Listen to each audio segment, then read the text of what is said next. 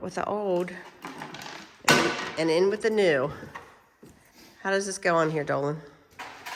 Well, this thing has a specific bolt pattern, and when you order them, you just have to make sure that it's for the right product.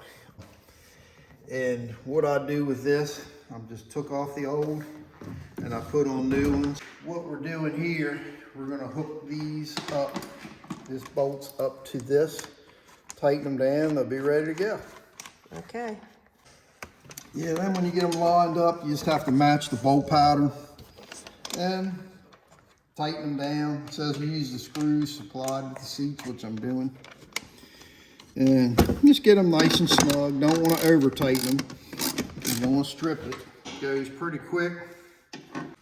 And then when you're done, you can flip them up and down. And these have a little hole right here for drainage, so you don't have to flip them up like we used to do with the old ones. Done. Done.